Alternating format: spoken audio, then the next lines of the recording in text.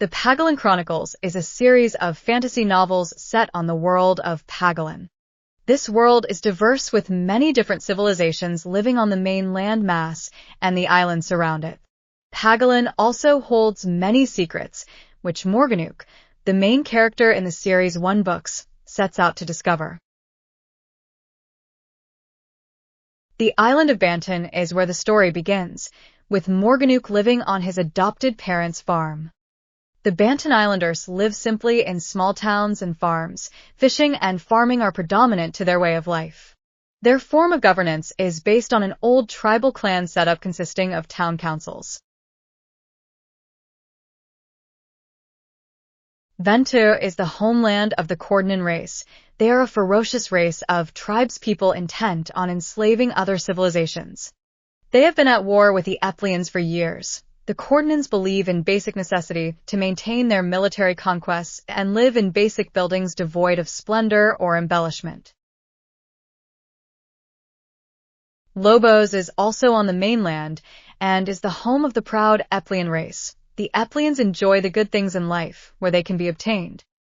For hundreds of years, they were the dominant civilization on Pagalan, but the Cordonan invasions have put their way of life in danger. The society is governed by a tripartite, made up of the king's court, the Castordan religious sector, and the military. Cadmon Major and Cadmon Minor is the homeland for Langrand and Novius. The Cadmonese are typically red-haired and green-eyed tall people. They make good fighters and many fight as mercenaries in other nations' wars. They have a strong navy and have done well trading with other civilizations. They are very wary of the Cordonan threat and have allied themselves with other nations fighting their common foe.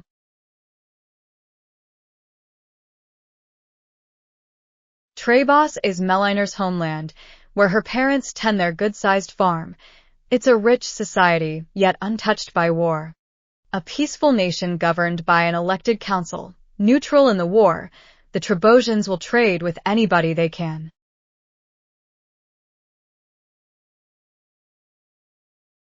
The far northern islands are cold in winter, but offer a good place to live for those willing to put up with the wet and windy climate.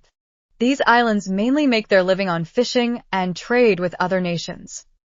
They are untouched by the mainland war and make a good alternative supply base for anyone who will trade with them.